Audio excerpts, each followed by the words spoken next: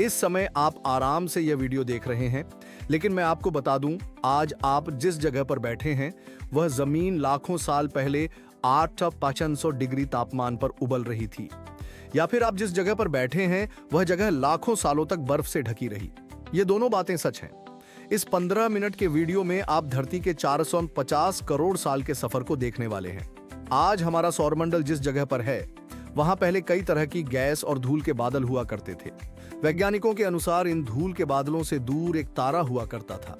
समय के साथ उस तारे की ऊर्जा कम होने लगी, जिसके कारण उसके अंदर एक बहुत बड़ा विस्फोट हुआ। विस्फोट के कारण अंतरिक्ष की धूल एक दूसरे पर दबाव बनाने लगी। इस दौरान बादलों में मौजूद धूल के कण दबाव और गर्मी के कारण बड़े-बड़े ज्वालामुखियों और पत्थरों में तब्दील हो गए, और इसी दबाव के कारण इन बादलों में मौजूद रेडियोधर्मी पदार्थों ने गुरुत्वाकर्षण पैदा कर दिया। इसी गुरुत्वाकर्षण के कारण हाइड्रोजन और हीलियम बीच में इकट्ठा होने लगे। बीच में बने इस भयानक दबाव के कारण बहुत बड़ा विस्फोट हुआ, और इसी विस्फोट के कारण हमारे सूर्य का जन्म हुआ। अंतरिक्ष में फैले क्षुद्र ग्रह यानी शुद्ध ग्रह अपने भारी वजन के कारण सूर्य की परिक्रमा करने लगे। धीरे धीरे ये क्षुद्र ग्रह आपस में टकराने लगे। परिणाम स्वरूप बुध, शुक्र, पृथ्वी और मंगल जैसे ग्रहों का निर्माण हुआ। वैज्ञानिकों के अनुसार उस समय थिया नामक ग्रह पृथ्वी और मंगल ग्रह के बीच सूर्य की परिक्रमा करते थे। पृथ्वी पर गुरुत्वाकर्षण की उपस्थिति के कारण सूर्य की परिक्रमा करने वाले क्षुद्र ग्रह पृथ्वी की परिक्रमा करने लगे, और धीरे धीरे लाखों वर्षों तक वे पृथ्वी पर गिरते रहे। और ऐसी ही घटना हमारे पड़ोसी ग्रह थिया पर भी हो रही थी, जिसके कारण थिया पृथ्वी के करीब आने लगा और पृथ्वी से टकरा गया। इस भयानक टक्कर के कारण पृथ्वी के हिस्से कणों के रूप में अंतरिक्ष में फैल गए और एक पंख की तरह पृथ्वी की परिक्रमा करने लगे। इन परिक्रमा करने वाले कणों से टकराकर हमारा चंद्रमा बना।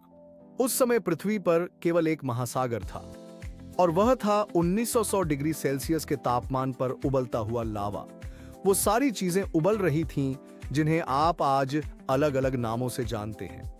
समय के साथ साथ पृथ्वी धीरे धीरे ठंडी हो रही थी, जिसकी वजह से भारी तत्व जैसे धातु और रेडियोधर्मी पदार्थ पृथ्वी के केंद्र में जाकर इकट्ठा हो गए, और हल्के पदार्थ पृथ्वी की सतह पर आ गए। लाखों सालों तक पृथ्वी पर लावा की बारिश होती रही, और इन गिरते लावा में नमक, खनिज और पानी जम गए। लाखों सालों तक इन लावा की बारिश होती रही, और धीरे धीरे पृथ्वी की सतह पानी से ढकने लगी। वैज्ञानिकों के अनुसार यही वो समय था जब पहली बार छोटे जीवों की रचना हुई थी। लाखों साल बाद एक समय ऐसा आया जब पृथ्वी की पूरी सतह पानी से ढक गई। हमारी पृथ्वी का कोर रेडियोधर्मी पदार्थों से बना है, इसलिए यह हमेशा गर्म रहता है। लेकिन जब पृथ्वी की सतह ठंडी हो जाती है तो पृथ्वी के अंदर की गर्मी बाहर नहीं आ पाती, जिसके कारण ज्वालामुखी बनते हैं। और उस समय कुछ ऐसा हुआ, पानी से ढकी पृथ्वी पर हजारों की संख्या में ज्वालामुखी निकलने लगे, और अगले लाखों सालों तक ये ज्वालामुखी निकलते रहे, जिसके कारण पृथ्वी पानी पर बनती रही। इस समय भी पृथ्वी पर वायुमंडल न होने के कारण अंतरिक्ष से लावा बरस रहा था। लगभग 300 मिलियन वर्ष पहले पृथ्वी पर एक ऐसा समय आया जब पृथ्वी का वायुमंडल लगभग स्थिर था। ज्वालामुखी धीरे धीरे उभरने लगे, और पृथ्वी पर एक दिन 12 घंटे का हुआ करता था। साल बीतते गए, और धीरे धीरे ये छोटे जीव विकसित हुए और समुदाय में रहने लगे। लगभग 250 मिलियन वर्ष पहले पृथ्वी पर पहली बार ऐसे जीव पैदा हुए जो जीने के लिए पानी के अंदर मौजूद खनिजों का इस्तेमाल करते थे, यानी खनिज और सूरज की रोशनी और ऑक्साइड के रूप में ऑक्सीजन छोड़ते थे। इस समय तक पृथ्वी पर अधिकतर ज्वालामुखी निकलना बंद हो चुके थे, और इन सूक्ष्म जीवाणुओं के कारण पर्यावरण में ऑक्सीजन की मात्रा बढ़ रही थी। पर्यावरण में ऑक्सीजन की वृद्धि के कारण पृथ्वी का वायुमंडल बनना शुरू हुआ, और अगले हजारों सालों तक पर्यावरण में ऑक्सीजन की मात्रा बढ़ती रही, जिसके कारण ये सूक्ष्म जीव पृथ्वी के ज्यादातर हिस्सों में फैल गए।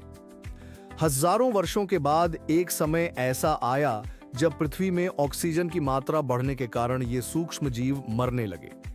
उस समय तक पृथ्वी का वातावरण ठंडा हो चुका था और ऑक्सीजन से भी भरपूर था, जिसके कारण मिट्टी और पर्यावरण में मौजूद आयरन के खनिज यानी लोहा पानी में मौजूद ऑक्सीजन के साथ प्रतिक्रिया करने लगे। और एक समय ऐसा आया जब पृथ्वी की मिट्टी आज के मंगल ग्रह की तरह लाल हो गई थी। जैसे जैसे समय बीतता गया, पृथ्वी की टेक्टोनिक प्लेटों में दरारें आने लगीं, जिसके कारण पृथ्वी के अंदर का लावा धरती की तरह लाखों सालों तक खुला उबलता रहा। और यही कारण था जिसके कारण पृथ्वी के वातावरण में कार्बन डाइऑक्साइड की मात्रा बहुत बढ़ गई और पृथ्वी पर अम्लीय वर्षा शुरू हो गई। अम्लीय वर्षा के कारण पृथ्वी का तापमान कम होने लगा और तापमान इतना कम हो गया कि पृथ्वी पर मौजूद पानी बर्फ में बदलने लगा। पहली बार पृथ्वी पर भयंकर हिमयुग आया। इस समय पूरी पृथ्वी सफेद बर्फ से ढकी हुई थी। अब जब सूर्य की किरणें पृथ्वी पर पड़ती हैं तो पृथ्वी उन किरणों को सोख लेती है। लेकिन क्योंकि पूरी पृथ्वी बर्फ से ढकी हुई थी और क्योंकि बर्फ सफेद और चमकदार होती है, जिसके कारण सूर्य की किरणें पृथ्वी पर पड़ने के बाद वापस चली जाती थीं। इसी कारण से पृथ्वी लाखों वर्षों तक बर्फ से ढकी रही। लेकिन फिर से पृथ्वी के अंदर की गर्मी ज्वालामुखी के रूप में बाहर आने लगी और इन ज्वालामुखियों से निकलने वाली गर्मी ने बर्फ को पिघलाना शुरू कर दिया। इस बीच पृथ्वी की गहराई में बचे कुछ छोटे जीव धीरे धीरे बदल रहे थे और अब वे अपने शरीर को बड़ा और अधिक जटिल बनाने के लिए ऑक्सीजन का उपयोग कर रहे थे। इस बीच छोटे समुद्री पौधे पानी में अलग से उगने लगे थे। जैसे जैसे ज्वालामुखी बाहर निकल रहे थे, कार्बन डाइऑक्साइड के कारण वातावरण गर्म हो रहा था। समय के साथ बर्फ पिघलने लगी, लेकिन फिर से पृथ्वी पर अम्लीय वर्षा होने लगी, जिसके कारण पृथ्वी फिर से ठंडी होने लगी और फिर पृथ्वी की अधिकांश सतह बर्फ से ढक गई। हजारों सालों तक ऐसा बार बार होता रहा और इसी वजह से समुद्री जीव धीरे धीरे पर्यावरण के हिसाब से विकसित होते गए।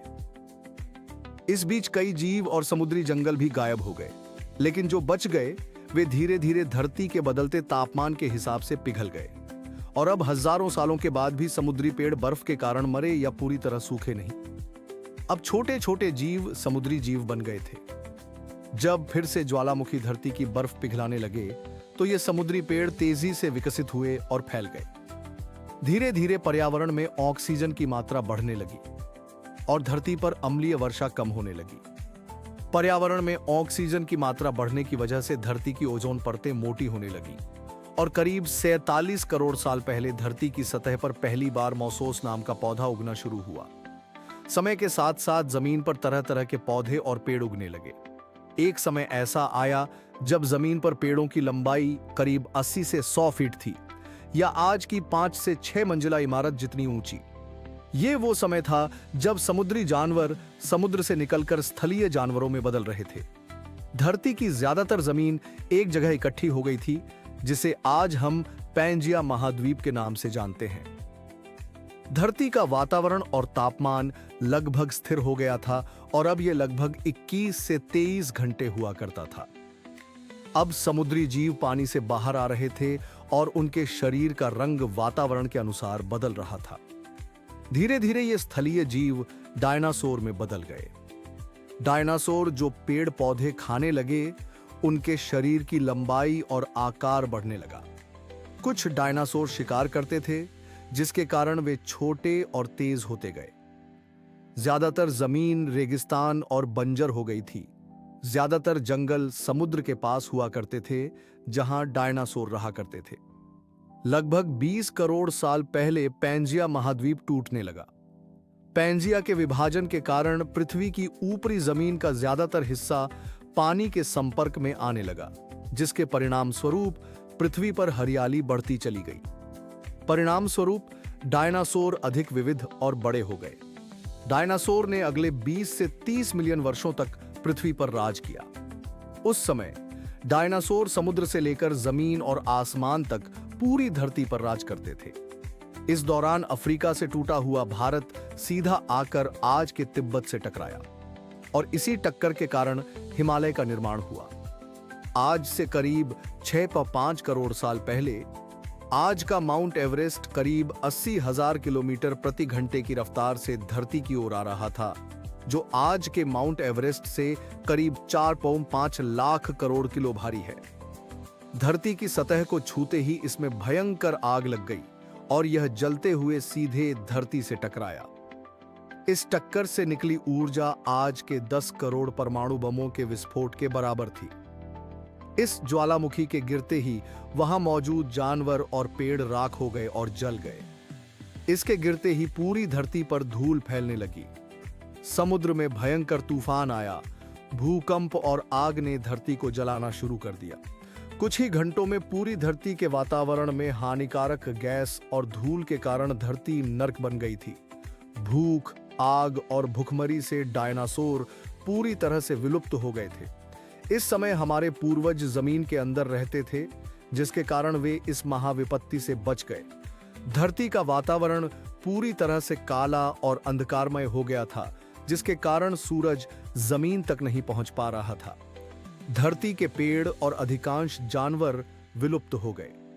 वातावरण में धूल और हानिकारक गैस के कारण पृथ्वी पर फिर से एसिड की बारिश शुरू हो गई और फिर पृथ्वी ठंडी हो गई और बर्फ से ढक गई।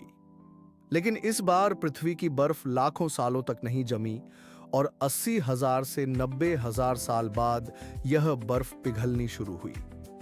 जैसे ही पृथ्वी पर वातावरण सामान्य होने लगा, ये छोटे जीव जमीन से बाहर निकलने लगे।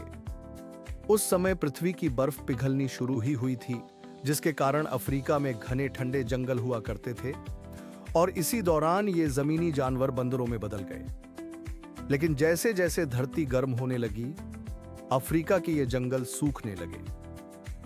जंगल की चीजें खाने वाले बंदरों को भोजन की कमी होने लगी। भोजन की तलाश में ये बंदर अपने पैरों पर चलने लगे, जिससे उन्हें दूसरे जानवरों का शिकार करने में मदद मिली। धीरे धीरे बंदर एप्स यानी बंदरों में बदल गए। भोजन की तलाश में ये बंदर धरती के दूसरे हिस्सों में फैलने लगे और धीरे धीरे वहां के मौसम के हिसाब से इनके शरीर का रंग बदलने लगा। समय के साथ हम आदिवासी बन गए। हमने हथियारों से आग का आविष्कार किया। हम धीरे धीरे इंसान बन गए। हम धर्म से परिवार, भाषा और संस्कृति में विकसित हुए और समय के साथ हम विकसित होते गए और आज हम इस धरती की सबसे विकसित प्रजाति बन गए हैं। धरती को आज जो है वह बनने में करीब 450 मिलियन साल लगे और हमें एक छोटे से भूभाग पर रहने वाले जानवर से इंसान बनने में लाखों साल लगे। लेकिन इन 100 सालों में धरती को जितनी गंदगी और बर्बादी की गई है, उतनी अब तक किसी भी प्रजाति ने नहीं की है। हम धरती को फिर से गर्म कर रहे हैं और कार्बन डाइऑक्साइड की मात्रा बढ़ा रहे हैं। वैज्ञानिकों का मानना है कि धरती पर फिर से बहुत बड़ा बदलाव होने वाला है। भविष्य में धरती कैसी होगी, यह हम अपने अगले वीडियो में जानेंगे।